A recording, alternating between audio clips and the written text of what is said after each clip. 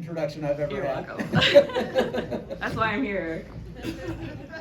All right, well, yes, I'd like to talk to you about environmental flows and the factors that limit Chinook salmon in the Trinity River. And you see a spawner there. This is actually last year up in the North Fork of the Trinity River, but they're out in the Trinity River right now. So if you haven't been to the river lately, you can get out there and look around for some spawners. They are active in the river right now. Jumping into the presentation, if the pointer will work. So I'm going to start off with a graph right off the bat. This is going to be a fairly graph-heavy presentation, and I apologize for that. I know I like pretty picture presentations. That's just not the presentation that we've got tonight. So I want to go over this, how to read a hydrograph with you, because I'm not sure that everyone really knows what a hydrograph is. It shows the amount of water flowing past a place across a certain amount of time. Almost everything I'll be showing will be 1 year of water flowing past a place. And so our water year actually starts in October, kind of like a fiscal year, may not follow the calendar year. We want to start thinking about the water coming into the mountains in the fall. So we start the water year in October, and then it measures as the river comes up. You'll see the graph coming up higher, moving across through the year into September at the other side. And so the higher the line goes, the higher the river is, basically. There we go. Now with that basic knowledge, I'm just going to pose the question to all of you, get you starting to think. What's the difference between these two lines on the hydrograph? This is two different hydrographs, basically overlapping each other. So we've got one in purple and one in green. Anyone want to suggest what the differences you see are? Predicted. The green is what you've been doing, and the purple is what it used to do. The purple is what it used to do. Yeah, the green is something that's coming through the dam. Yeah. Yes. I would say the green is wider, and it's not as high, not as many peaks, but there's a wider body there. Yes. Good point. I'll be reaching most of these points later on in the So presentation. is that the green man-made events? And Yes. the other is water events, rain? Is a much more natural one. Yep. So I just wanted to get you thinking a little bit more about hydrographs as we go into this. And now I'm going to jump to a different graph, and a spoiler alert, this is basically getting to the end of my presentation already here. What we have here, this is not across 1 year, this is from 1989 to 2018. And this is the number of young juvenile fish produced by the Trinity River. And you can see that there's a big change right in the middle of that. Back in the late 80s and 90s, on average, we were producing around 1 million young fish going out to the ocean each year. And starting around 2005, there was a big shift in that, and we're producing over 2 million a year, more than doubling the number of young fish going out to the ocean.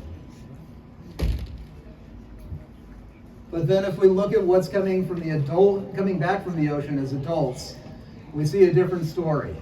And what I want you to focus on there are the bar graphs. Don't worry about gray versus white, just the total height of those bar graphs. Ignore the dotted line. I tried to cover that up. I don't want to cover that right now. But those bar graphs, you can see there's a couple of bumps up and down that might correspond to what we're seeing in the juvenile fish. But basically, we're not seeing that big shift starting in the early 2000s of an increase. So we're doubling the number of young fish going out, but they're still not coming back. So there's a lot of questions as to why, and we'll be posing the question of, could that have something to do with those differences in the hydrographs that I showed right up front? So step back now and not worry about graphs for a moment. Start with the background on the Trinity River. And this is a really beautiful river. All of you know that. It's a wonderful place to go out to and visit. So why do we need to restore this? It's so beautiful. And the Trinity River has had fish and humans around it for thousands of years. Picture there for, I believe that's a Hoopa boat there. And the salmon in the river were sustaining these communities along the river of the tribes for thousands of years. And it's a deep part of their culture to be involved with the fish. And now here we are as scientists looking at the river, and as scientists we often look at the river in terms of the form and function of the river. And some of the form that I see here in this photo, I'm not sure you can see it very well from the back, I apologize, but some of the things going on here is we've got a very low floodplain, so that water when it comes up can get onto that floodplain very easily. We've got a little bit of riparian vegetation. This is a winter photo, so you don't really see the willows at a distance very well, but those kind of purplish spots on there are the branches, the winter branches of the willows sticking up. So there is some riparian vegetation there, but it's not covered in riparian vegetation. There's a lot of open space on those river bars too. We've got dead trees falling in. There's clumps of wood all over that floodplain. A lot of wood there. And in the background, you can just barely see it probably, but the river's kind of hitting into the hillside there, and it's recruiting a little bit of sediment coming off that hillside into the river to have rocks moving along in the river. So a lot of form and a lot of function here. And that, I should mention, that's above Trinity Lake in the Coffee Creek area. So that is the Trinity River up there. But of course, we all know the story of the miners coming into the area. And it's not just a story of a miner 49er with his mule and pickaxe. They very quickly went into industrial scale mining. And first, in the 1800s, we had the hydraulic mines develop. LaGrange, for a while, was the largest gold mine in the world. And they were washing the hillsides all around Trinity County down into the rivers and streams. Particularly the Junction City area, there's hardly any native hillsides on the lower slopes there. And then when we got into the 1900s, the mining shifted over to this dredge mining. And these are not just your little hobby suction dredges, these are multi-story buildings that float around on the river.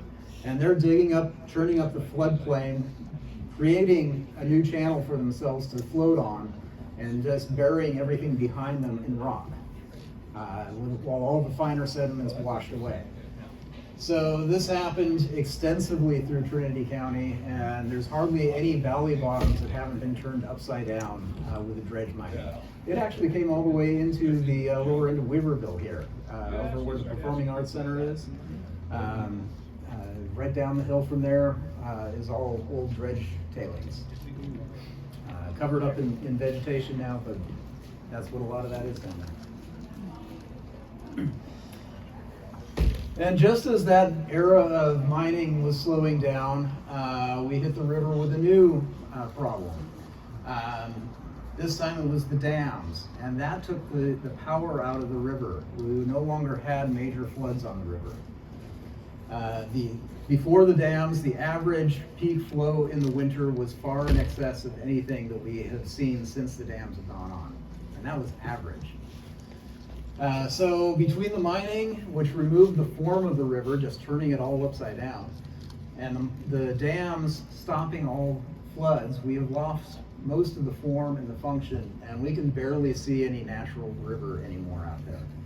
Might look beautiful, might look green, but not very natural. And the purpose of this was to send water over to the Central Valley. So we have pipes going through the hills from Lewiston Dam, comes out into Whiskey Town. So the pipes you see coming out of that hillside, that's the other part of the Trinity River. And that goes into the Central Valley and into all the water accounting systems related to the Sacramento River from there. In the first 10 years of the full operation of the Trinity to Whiskeytown system, almost 90% of the water that came into Trinity Lake was sent through the tunnels to Whiskeytown. It's now today about a 50-50 split, that pie chart over on the side. So we're keeping about half of the water in the system now versus half of it going over to the Central Valley. And the water going over to the Central Valley, yes, it goes into the Sacramento River, but then when it gets to the Sacramento River, when it gets to the delta of the Sacramento River, it's actually pumped out the other side of the delta into the Delta-Mendota Canal, which goes all the way down almost to Fresno. So water from Trinity is actually supplying agriculture in Fresno.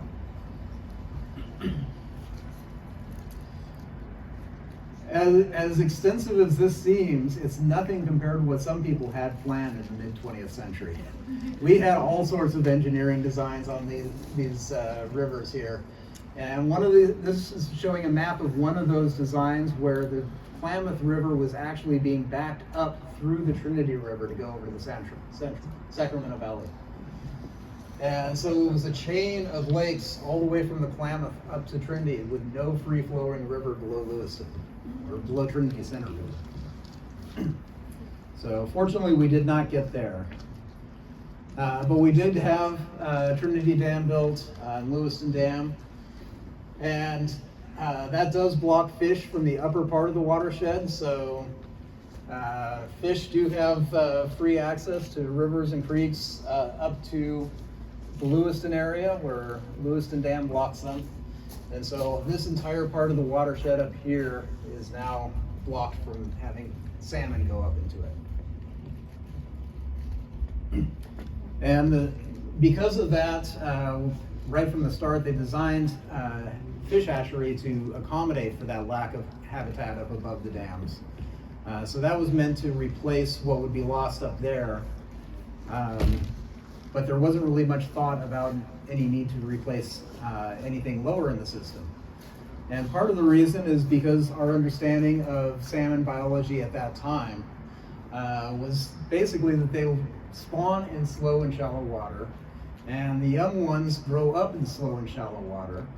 And this was studied on the Trinity as well as other rivers, and that's the basic conclusion everyone was seeing. So if we put a dam on the river and take all those floods away, that should be awesome for salmon, because we're going to have a lot of slow, shallow water. But it didn't really work out that way. And so I'm going to spend a fair bit of time here going over why. And of course, we all know about people saying that they could walk across the backs of salmon in the river before things started going downhill. Here's some data from the Shasta River. We don't really have good data on the Trinity before the dams, but in the Shasta River, you can see the numbers of Chinook coming back each year, back into the 1930s, and then it dissipated later on. And this is a story throughout the West. It's not just the Trinity. And the picture there on the right, that's actually a Trinity High class. In the early 1970s, they held a funeral for the last fish in the Trinity River. This was a conservation class back when high schools could have classes like conservation. But they actually got a lot of publicity out of that. They were really thought about what they were doing and got the news out, and this was on the ABC Nightly News for the national news. So they started bringing attention to the Trinity, as well as the tribe started bringing attention to the Trinity, and there was a lot of thought about going on what to do with the fish on the Trinity. And so to get into this a little bit more, I want to get into the hydrographs a little deeper. So as I mentioned before, these start in October, at least when we're looking at an annual hydrograph. And you'll see these big peaks early on in the hydrograph usually. This is typical of a Mediterranean system, which the Trinity, our area here, is a Mediterranean climate. That means that we have dry summers, hot dry summers, and cold wet winters, basically. And so these first peaks that we're seeing here are storm events, usually happening around December, January time frame.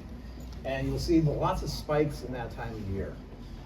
And then we get into the spring, April into May, and you'll see that the river has this general swelling bump in it. And that's a lot of the snow melting out of the Trinity Alps. And so it causes a general swell of the river.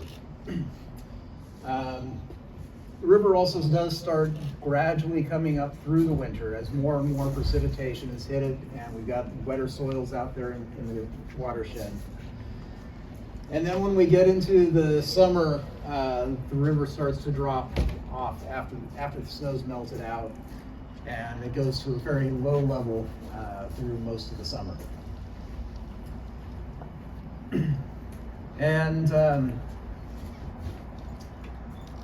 a lot of these hydrographs I'm going to be showing are for Lewiston, and one of the reasons to focus on Lewiston is it's below the dam, but also it's been there a long time. The stream gauge that measures the hydrograph there at Lewiston was started in October of 1911. So that was actually the beginning of the water year 1912. So just a few years after Model T started rolling off the assembly line, we had measurements being taken in Lewiston year-round to see how much water was going by. And that's because they wanted to put all those dams in and take it all over the Central Valley. So people were thinking about that from a very early point in our history here. So this is Lewiston's data for the first year that it was operating in water year 1912, starting October of 1911. And this was what we consider a normal year, a fairly average amount of flow went by that year. And so this is the one that I showed a moment ago. We can see these winter storm pulses in December and January, February. Gradual increase as there's more and more water in the system, and then the snow melt, big peak in the spring. This is 1917, a dry year, so a little on the drought side. Did still have one really good storm event that got the river rocking pretty good, up to over 8,000 CFS, if you're familiar with that. That's cubic feet per second. And 8,000, and that's about the peak release that we did this last year, if you have much experience actually being out on the river during the releases we do in the spring. So that would be very similar. But you can still see that snow melt pattern too, with the swelling in the spring. A little bit of spikiness there. That often can be just really warm days in the spring. We'll melt a bunch of snow and it'll pop up like that. This is a critically dry year from 1920. And you can see it's a much smaller hydrograph now. And I've put these all on the same scale so that you can compare one year against the next easily. Little bit of a storm in December, but not a really big one. And a little bit of snow melting going on in the spring, but there hadn't been that much. So this was a really dry year. Jump back to 1914. This is an extremely wet year. So massive storms starting really in January. It doesn't really start until January this year. But quite a big storm right from the start. Got the river up over 24,000 CFS. Another big one in February that took it up over 15,000 CFS. And then quite a few other storm events in there, plus a very big snow melt pattern. There was a lot of snow up in the Alps and a lot melting out. It really brought the river up. When we look at all of those hydrographs that we had before the dam, put them all on one graph, it gets pretty messy looking. But you can still see these general patterns, that there's a whole lot of spikes coming up in the early winter area, late fall, early winter. Going into the middle winter, it's still doing that, but you can start to see that the baseline of that is coming up a little bit. You can see that there's a snow melt pattern, so these are very reliable patterns. There's a lot of up and down, a lot of noise, but it is a reliable overall pattern that the salmon have learned to, or evolved to handle. And so that's just pointing out those things that I just pointed out. And rather than look at the noise of all those years overlapping each other, I'm going to simplify it a little bit here with this one. We have the top line here is the highest that was ever measured in the pre-dam era. The line down below is the lowest that was ever measured on a particular day in the pre-dam era. And then this orange line in the middle is the average across all of those years, from 1911 to basically 1960. And that average, you can see it's a little bit spiky early on because of those storm spikes. But then it gets into this gradual climb, and then the snow melt. It's a little smoother during the snow melt period, and then receding off into the summer.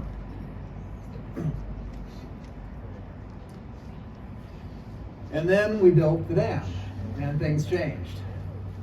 So this is a photo from the Van Mater family. They had a ranch at the confluence of Stewart Fork and the main Trinity River that got inundated. So that's basically looking up across what that had been their ranch as it started to fill. And here's the hydrograph of water year 1961. So started in October of 1960. You see a couple little waivers like early storms starting to come in, and then something strange happens right about the beginning of December where the hydrograph just flattens off. That's because the water was starting to be held back in Trinity Lake. Go to the next year after that, 1962, and there's our hydrograph for the whole river, for the Lewiston reach of the river for that entire year. One little peak in the middle, very small one, but certainly not what we normally had seen. Eric, was the dam still filling up? Yes, yes. But even once it was full, they were sending so much of it over to the valley, we still didn't see much. I'm going to jump ahead to water year 1965. Look at how flat that is.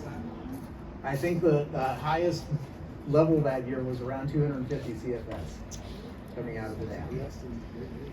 And I want to point this out particularly because water year 1965 includes December of 1964. And I think most of you were, I see heads nodding, registering what's about to happen here. December of 1964 is the biggest flood that the Northern California has ever seen. And this blue line on here is what was measured at another stream gauge up above the dam, up above Coffee Creek even, in the Trinity River. And way up there above Coffee Creek, they had hit a peak of over 20,000 CFS within the day. The daily average that is shown on this graph was 17,000. So way more water up there coming into the lake than what was coming out. And that's just above Coffee Creek. So what came into the dam also would include Coffee Creek itself. It would include Swift Creek. It would include the East Fork of the Trinity River. And it would include Stewart Fork. So the amount of water coming into the reservoir that year was phenomenal, and yet it was dribbling out at around 250 CFS. And just to emphasize how big that flood was, this is from Pepperwood over near the coast on the Eel River, where you can see the house in the background there is actually on its side.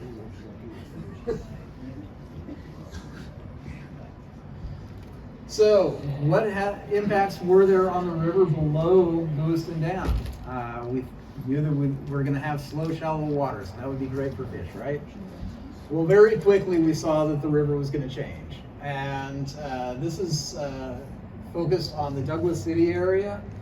Some aerial photos, one in 1960 and one in 1965. And you can see the Highway 299 bridge there. So the main part of Douglas City is up here, and here's the river flowing that way below it. And you can see that the river is really wide here, and in 1965, it's this skinny little thing. And what happened there is one of the big impacts was the amount of fine sediments coming from the watersheds, sand particularly, coming out of Weaver Creek in this case. And the Weaver Creek was really ripping with that 1964 flood. And the main part of the river was much smaller because there was nothing coming down through the Lewiston area. It had a little bit of coming from Rush Creek and Indian Creek too, but it was not very big compared to what amount of sand was coming out of Weaver Creek and how big Weaver Creek was at that time. So it built up this massive sandbar through the Douglas City area.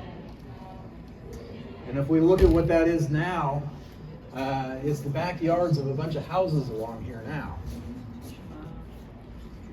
And people wouldn't even think that that was part of the river at that time. I mean, when you float down through that area, most of that area that got covered up in sand, it's like this high above the river. So really deep sand deposits, probably all from that one 1964 flood. And to emphasize this even more, the photo taken in 1960 the river was flowing at 200 CFS. So, and this one in 2023 was at 450 CFS. So half as much water, and yet more than twice the width. So when we talk about the change in the form of the river, it was dramatic. And here's a picture of the sand covering the bed of the river in Poker Bar. This was taken probably in the 1980s, I think. And most of the river became a sand bed river. You didn't see the gravels out there. And when salmon try to spawn in that and their nests get covered in sand, it's going to choke out those eggs. So that's one of the major impacts of salmon that was not anticipated. We were going to have slow, shallow water. It would be great for salmon. Didn't think about all that sand coming into the river. There was a memo written in 1963. The dam had just started holding water back 2 years before, talking about Grass Valley Creek and other streams building deltas into the Trinity River. A 1964 memo about a Lewiston landowner that was building a wing dam into the river, trying to keep the sand off of a spawning riffle. And there were other impacts too. And this is probably the one that's better known than the sand, is the amount of willow and alder encroachment on the channel of the river. So as soon as that river stopped having floods, there was nothing to wipe out those willows, and it was being held at a steady level year round. And the willows were like, yes, this is a great spot right on the edge of the river. We can cover all these gravel bars and places that we haven't been able to live before. So the other thing you see looking between 1960 and 1965 photos is the vegetation coming in on the edges of the river. So here in 1960, we're seeing open bars, gravel bars out on the river. Really wide ones. This is the Indian Creek Lodge down in Douglas City. Massive gravel bars out there. 1965, you can see a dark band along the edge of the river, and that's the willows coming in. And this whole bar out here is being covered in willows. So dramatic change there. And what that does is it squeezes the river down into a smaller channel. When the flows do happen to come up on rare occasions, that water's squeezed into that channel and goes faster, scours out the gravels that were in the bed of the river before, and you end up, instead of a slow, shallow river, you end up with a narrow but deep and shallow river. So not good habitat for those salmon. And there was a lot of efforts to try and patch up this problem. So back through the 70s and 80s, there was a lot going on to get out and dredge out holes in the river because they kept filling in with sand. So Bureau of Reclamation was out there with excavators trying to clean out all that sand every summer. There was one pool we have a record of that had to be dug out twice in one summer because they dug it out and sand filled it in again, and they dug it out a second time. They also had bulldozers out there with these giant rakes on the back, raking across the old spawning beds, trying to get that sand to move on, get it, make a place that the salmon could spawn at. Very invasive methods to do that. But then as we got into the 90s, there was a lot of research going on into how we might be able to use flows coming from the dam to better manage the river. Starting to take the perspective that, hey, maybe we could turn a couple of dials on that dam, let a little more water come through to the river. Maybe there was a way to solve some of these problems in a different way than putting machines in the water. And so that led to the Record of Decision, which is the foundation of the Trinity River Restoration Program we have currently.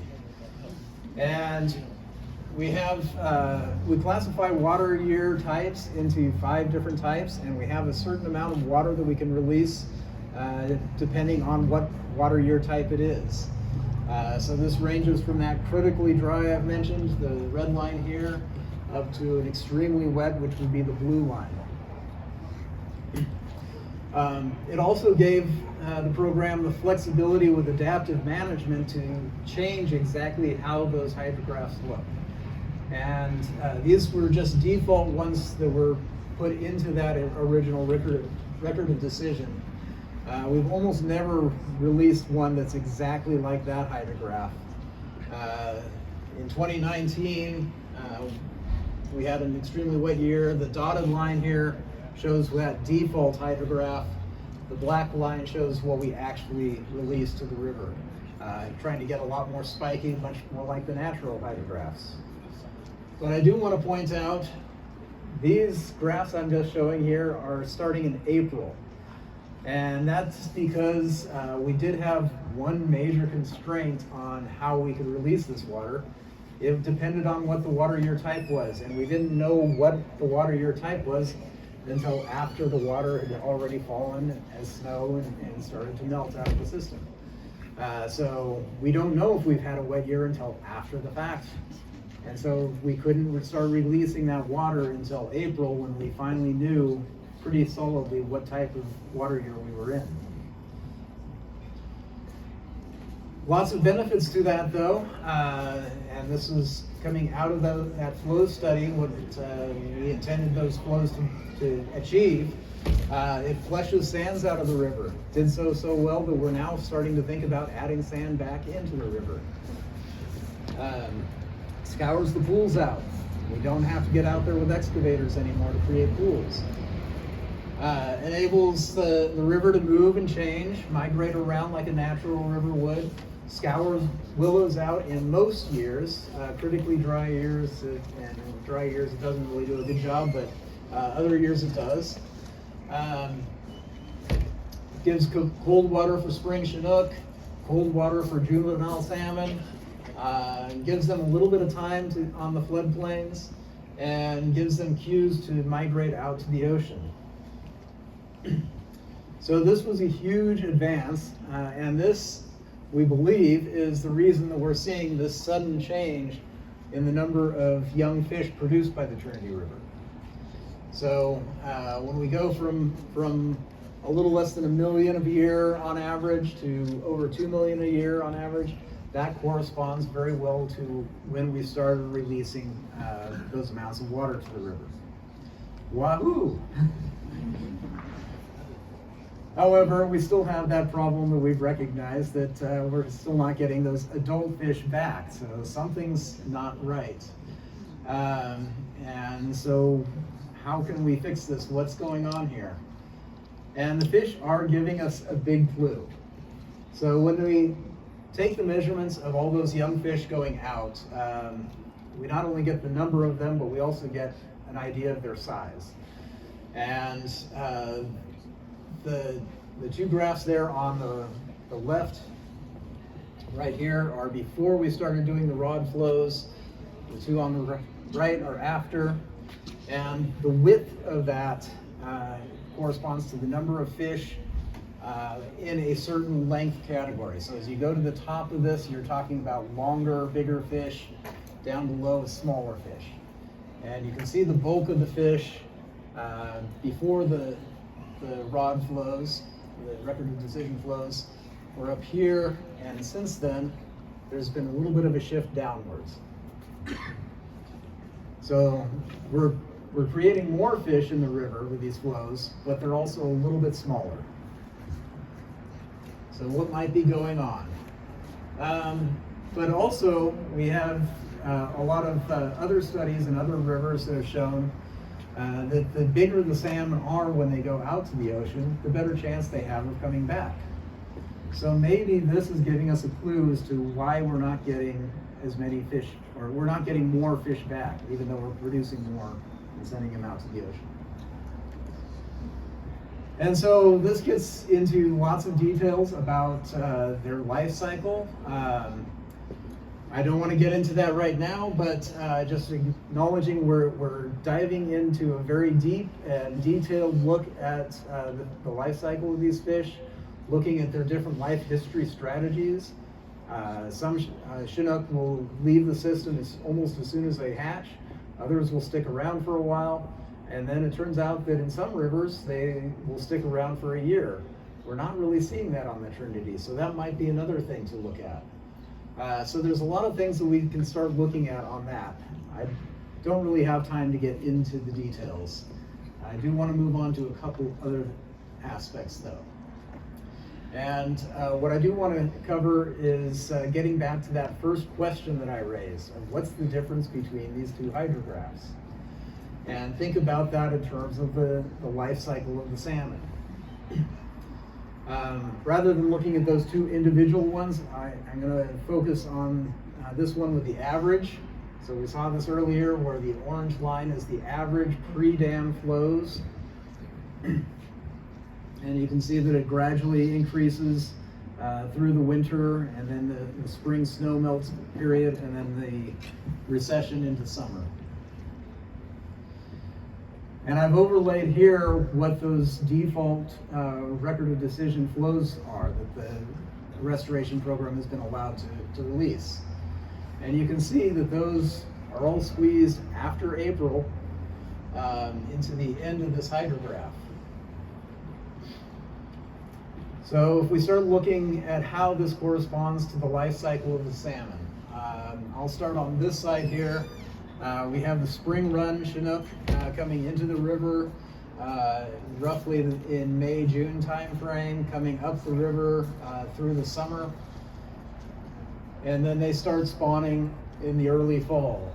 We also have the fall run Chinook coming in the river right about now, or a little bit, they're already in the river pretty much at this point. But they're coming up and they'll be spawning in mid to late fall. And then we also have coho salmon. I haven't really focused on them tonight, but they also come in the river a little bit later and do their spawning a little bit in the fall and into the winter. So these are times where the river has been coming down and hasn't really risen a whole lot yet that they're doing the spawning. But that's the adult part of the life cycle. If we add in the young fish, after the spawning, those young fish are going to be eggs in the gravel in the bed of the river. And that's going to be starting early in the spawning when the first eggs are laid, continues on into the winter. And then as they hatch, they come out into the river to start feeding and growing. So the juvenile rearing period starts in winter, and extends on into spring. And then they migrate out to the ocean. And our flows that we have under the record of decision have been good for giving them those cues to migrate out to the ocean. But most of the time they've been trying to grow in the river is before our flows come out. So let's look at what happens when the river starts getting higher, because in a natural system, it would be coming up through the winter while those young fish are out there trying to grow. So in the river, when it comes up in the winter, there's two areas to focus on. One of them is the main channel with stream bed here, and the other is the floodplain. The floodplain is a particularly interesting place for the young fish. Primarily because as soon as that floodplain gets wet, it gets colonized by bugs in the water, and those bugs are really small but juicy little morsels for those fish to eat. So really awesome place for young fish to grow and feed, and get big. In the main channel, there's going to be a whole bunch of like big bugs, caddisflies and such, that are hard for them to eat that have built up over the previous year. But that flow getting up big starts rolling the rocks, and that clears out the caddisflies and other big insects. And we start getting a lot more of those small, tasty morsels for them in the main channel too. So when the water comes back down, the center of the channel has a lot more food production. And if those bugs lose their hold on the rocks, they get into the flow and become food also for those young fish. So a food production factory for young fish when the river gets up like that. And that's where our flows have been missing. We've been keeping the river at a base flow of only 300 CFS throughout the winter until we get to our April time frame when we can start releasing, because of that limitation on being able to know what the water year is. Well, we had a hard time knowing what the water year was 25 years ago, quarter century ago now, in 2000. We've got some better forecasting tools now. Oh yeah, forgot the step in here with the fish where throughout the whole winter time. We're hungry. So we have some better forecasting tools now. Also, I wanted to mention, getting ahead of myself here, when we do have those flows come up, if you can still see the black lines of those default rod flows in the spring, they're often above that orange line. So we're actually putting out a little bit more water than you would expect in the river at that time. And that water makes things cold. Okay, so why are we worried about it getting cold? Salmon like cold water. Well, they like cold water to an extent, and particularly the young fish, only to an extent. And oh man, this really washes out the colors of this. So it's probably going to be hard to see from a distance. I apologize. The bottom of the graph here, this is colder temperatures, starting at 4 degrees Celsius if you want, or in Fahrenheit it starts at 39 degrees. Cold water. And it goes all the way up to 70 degrees Fahrenheit water. The blue is areas where the fish are actually not only not able to grow, but they're actually getting smaller. They're not able to function in either that cold water or that warm water. And then it ranges from the 40s up to the upper 60s that they can put on some weight, and more weight as you get into the middle here. And this should be orange instead of yellow. It's all washed out into yellow. But the upper 50s to about 61 or 62 is really the optimal temperatures for these young fish to be growing in. So what are we seeing? This is the temperatures across this last water year at Lewiston. And you can see that it's in a green zone here. We're down in this part of this temperature range for the fish. So they're able to grow a little bit, but not much. Until here in May, or April to basically, yeah, that's April. It starts to get into a little bit better temperatures, but this is up in the Lewiston area. A lot of the fish move downstream a little bit, so I'm going to focus on the Douglas City area. And that's also where we do a lot of our temperature monitoring. And so at Douglas City, this is the pattern we're seeing. In the winter, it does get cold, but then it starts warming up and it starts hitting these more tolerable temperatures as we're getting into late March into April. And then all of a sudden it drops a little bit and back into this green zone, which, yeah, they can grow, but it's not great. And it finally starts getting up, and when it finally gets into the orange zone that you can't see, that's really the ideal temperatures for them, we're already into July, and they're already headed out to the ocean. So what's going on with this pattern where it's coming up, and then it drops off, and then it goes back up again? If you can see the line that just appeared there, that's the hydrograph that we released this last year. And so it's that water being released in April to May that's chilling these fish. And on into June, it's also keeping it pretty cool. So first we had hungry fish, now we've got cold fish. They're all turning blue. And so that's what situation we've got is, this is also washed out. This is that graph showing that we've doubled the number of young fish being produced, but they're hungry for a long time, they're cold for the rest of it, and so we've got smaller fish. So, as I said, the timing of our hydrographs has been based on a rule set that was given to us a quarter century ago. And we now have forecasting that has improved. We can have a better idea of what the water year is going to be earlier. So we can start moving that, and that's what Kiana mentioned earlier, that we're trying to get approval for these environmental flows that start much earlier in the year. And the pattern we're trying to do is up here, pending approval. This has to go to Washington, D.C. for approval. So what we want to be doing is starting in December, mid-December to mid-February, we'll have this synchronization period where if we get a big storm event, we're going to release a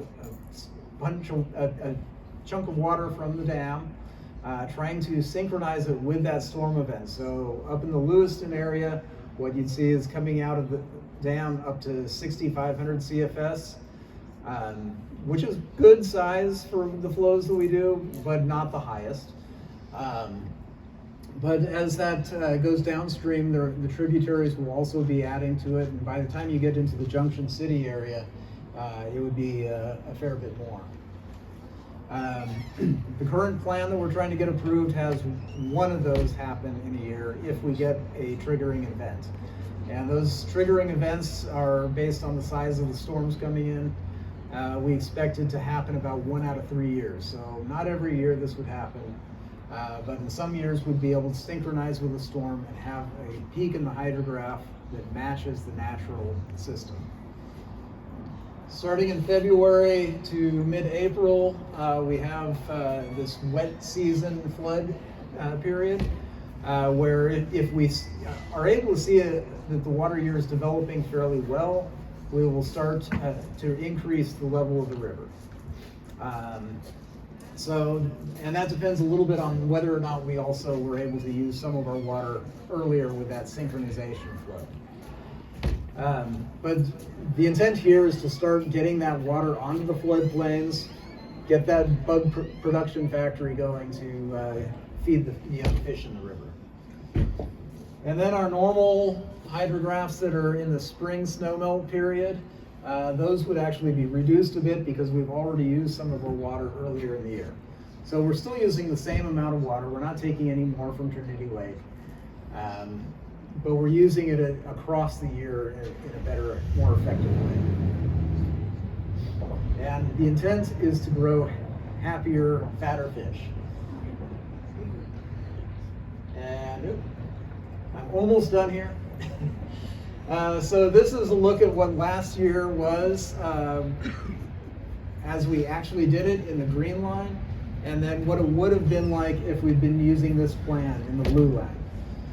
So back in January, there was a storm that hit on the 13th that almost triggered us, but we didn't quite, didn't hit the limit that we need to hit to actually start the planning for it. But then it turned out that that storm hit harder than expected, and we really should have done it. But we have to develop a rule set because this all has to get scheduled ahead of time. We did hit a triggering event in January 22nd, 23rd, and so we would release a spike of water there in late January to synchronize with the natural storm event. And so that got up to 4,600 CFS down in the Helena area, below Canyon Creek.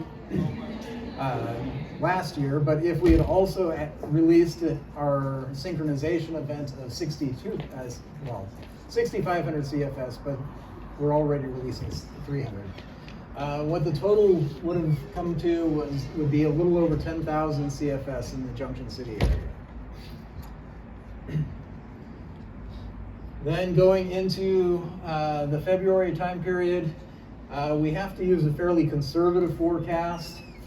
So one that's, we know that in 90% of years, 9 out of 10 years, the actual amount coming into Trinity Lake will be greater than what that is. Only 10% chance that we are overestimating the amount that's up there in the Alps waiting to melt. What it was last year at that time, in early February, was a dry year, and we did not start raising we would not have started to raise the river at that time. But when we got into mid-March, the forecast was looking better. Got into a normal year classification, and so we would have added some water to the river at that point. It would have started coming up mid-March to get onto those floodplains and start feeding fish. And then our spring hydrograph would have had to have been reduced down to fit the same amount of water. And so that's how we are hoping to link between these two graphs, the increase in young fish, and hopefully start seeing something come back from the ocean as the adult fish. And with that, I'll circle back to the feeding of the fish and take questions. Thank you.